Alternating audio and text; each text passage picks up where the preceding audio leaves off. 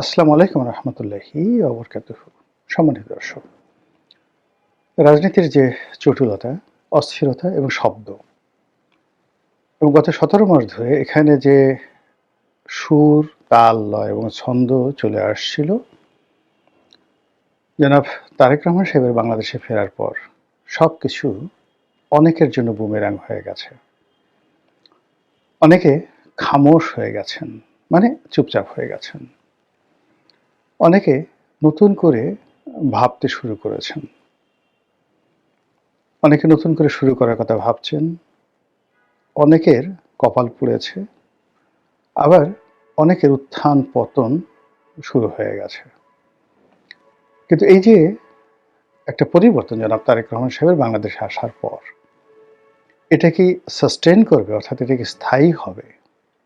এভাবে কি চলতে থাকবে? এবং যেটা বিএনপির উত্থান, বিএনপির জোয়ার, বিএনপি সরকার গঠনের প্রক্রিয়া, জনাব তারেক রহমান সাহেবের প্রধানমন্ত্রী হওয়ার যে আওয়াজ এবং তাকে কেন্দ্র করে যে রেওয়াজ চলছে, মহড়া চলছে এবং তার প্রতি যেভাবে দলে দলে মানুষ আনুগত্য জানাচ্ছেন, সোহবত জানাচ্ছেন, বায়াত গ্রহণ করছেন, তার হাত স্পর্শ করার জন্য মানুষ পাগল হয়ে যাচ্ছেন। বড় বড় মানুষ যারা কখনো কারো দিকে তাকাতেন না, এতটা নাকুচু, মানে বাংলাদেশে তারা অবস্থা দৃষ্টি মনে হচ্ছিল যে ভুলক্রমে তারা জন্মগ্রহণ করেছেন। তাদের আসলে জন্মগ্রহণ করা উচিত ছিল আমেরিকাতে, ইংল্যান্ডে, সেখানকার রাজকীয় পরিবারে।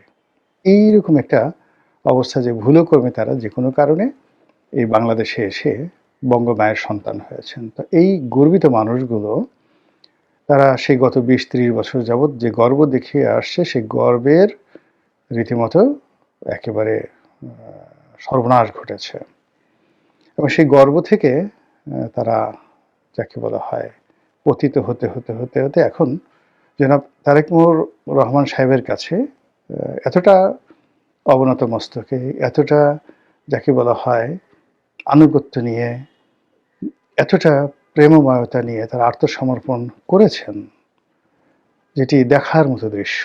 দেখলে মন ভরে যায়, হৃদয় জুড়ে যায়, চক্ষু শীতল হয়ে যায় এবং মাঝে মধ্যে ভাবতে ইচ্ছে করে যে বিচিত্র, কি বিচিত্র সেলুকাস, এই যে আলেকজান্ডার যে বক্তব্য দিয়ে গেছেন এই ভারতবর্ষকে দেখে, এখন যদি আলেকজান্ডারের দৃশ্য দেখতেন, তিনি সেই বিচিত্র সেলুকাস এই শব্দটি উচ্চারণ করতে পারতেন না। তাকে নতুন করে মানে বলতে হতো যে আরে কিসের সব সেলুকাস ঠেলুকাস, বাদ দাও এই সমস্ত কিছু, কিসের সেলুকাস, প্রাণে বাঁচি না। এই দৃশ্য দেখে এখন আমার মরে যেতে ইচ্ছা করতেছে, প্রাণে বাঁচবো কিনা এটা এলো সন্দেহ, সেটা হলো পরের ব্যাপার, আগের ব্যাপার, এলোমেলো সব কথাবার্তা তিনি বলা শুরু করে দিতেন আলেকজান্ডার। তো যাই হোক, যেটা বলছিলাম, আমাদের গত ১৭ মাসে রাজনীতির অঙ্গনে জামাতের একটা বিরাট প্রভাব ছিল, প্রতিপত্তি ছিল। জামাতের A team, B team, C team, D team, বিভিন্ন জায়গাতে বিভিন্ন সেক্টরে তারা বিভক্ত হয়ে তারা যেখানে প্রয়োজন মনে করেছে সেই জায়গাতেই তাদের আধিপত্য তারা বিস্তার করেছে এবং এর ফলে কি হলো যে খুব অল্প সংখ্যক ভোটার, অল্প সংখ্যক সমর্থক বা অল্প সংখ্যক কর্মী থাকা সত্ত্বেও তারা দেশের একটা বৃহত্তম রাজনৈতিক দল আওয়ামী লীগ তাদেরকে দেশ ছাড়া করেছে, মাঠ ছাড়া করেছে, বাড়ি ছাড়া করেছে। এটা হলো ফার্স্ট। এটা বিএনপি করেনি। জামাত, এনসিপি তাদের মব, তাদের ভয়, তাদের কৌশল এখানে নিয়ামক ভূমিকা পালন করেছে।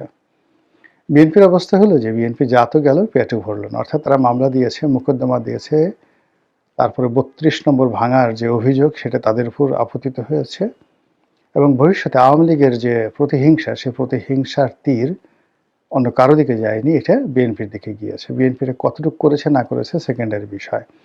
এখন আওয়ামী লীগের যারা লোকজন রয়েছে তারা বিএনপিকে তাদের জাতশত্রু মনে করছে, যে মরে গেল এদের সঙ্গে একত্রে রাজনীতি করা যাবে না।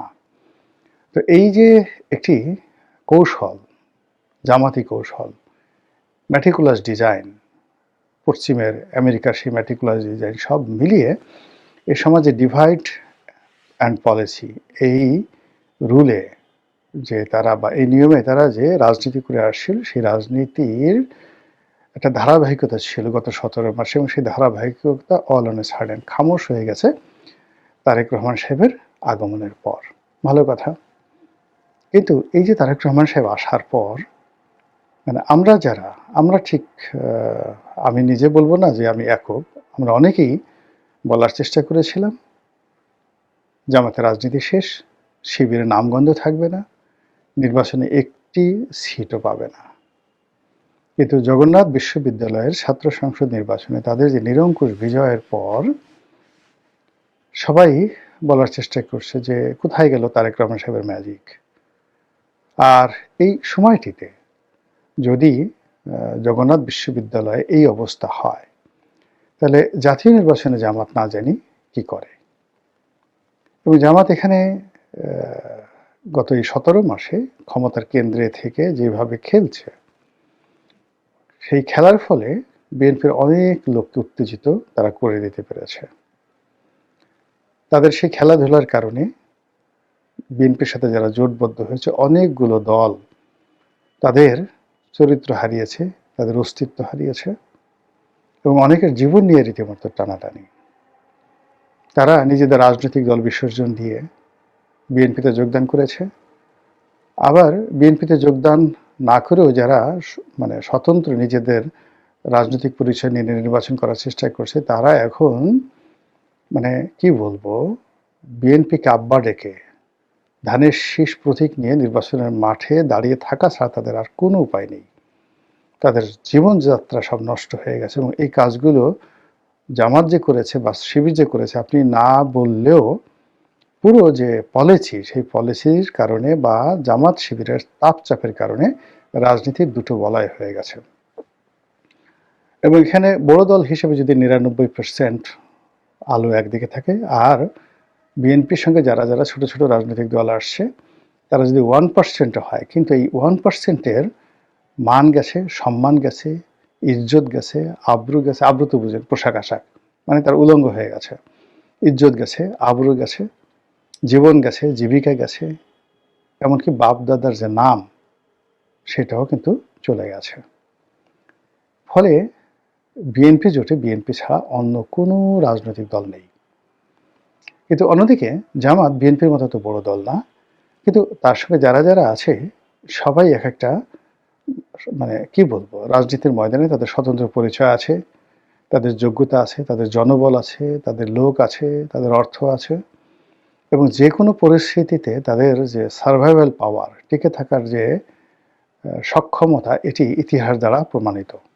বাংলাদেশ যতদিন থাকে ততদিন চরমোনাই থাকবে, চরমোনাইকে আপনি বাদ দিতে পারবেন না। তো এখন চরমোনাই থাকবে, হেফাজত থাকবে, এরপর অন্যান্য যে সকল ওই যে এনসিপি যে সকল রাজনৈতিক দল, তরুণ মেধা, তারাও থাকবে। বাংলাদেশের রাজনীতি থেকে আপনি সেই এনসিপির নেতাদেরকে বাদ দিতে পারবেন না।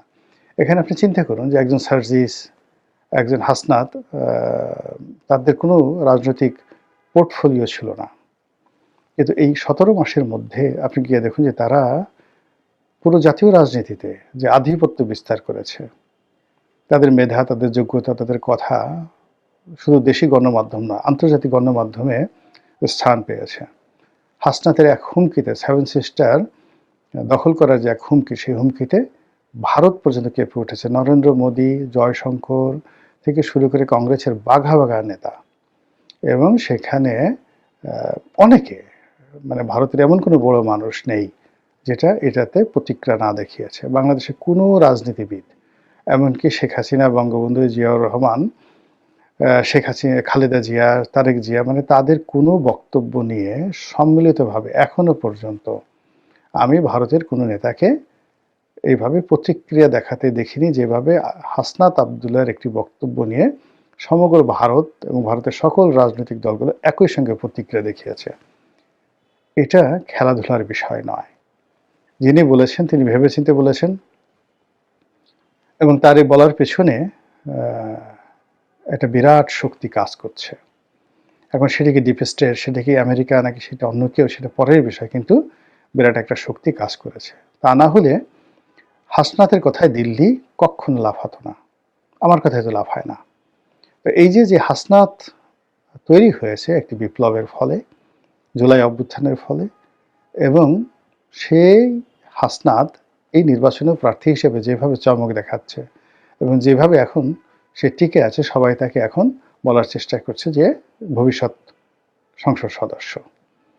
অন্যদিকে মাহফুজ, তারপরে নাহিদ, আপনি তাদেরকে বাদ দিতে পারছেন। এমনকি এনসিপি থেকে চলে যাওয়ার পরও তাসনিম জারা, তারপরে ডাক্তার তাসনুভা, আপনি তাদেরকে বাদ দিতে পারছেন না, তাদেরকে বাদ দিতে পারছেন না।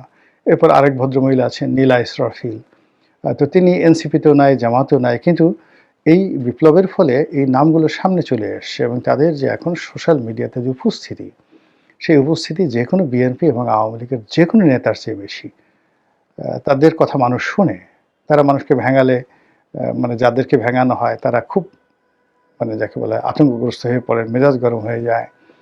তো সেই অর্থে ওবায়দুল কাদের, মির্জা ফখরুল সাহেবের মতো মানুষ যদি কাউকে হিট অ্যান্ড হার্ট করেন, ওটা প্রতিক্রিয়া তৈরি করে না, যেভাবে এখন এই তরুণ প্রজন্মের যারা আছেন, সেই জুলাইয়ের গণ অভ্যুত্থানের মাধ্যমে যাদের সৃষ্টি হয়েছে।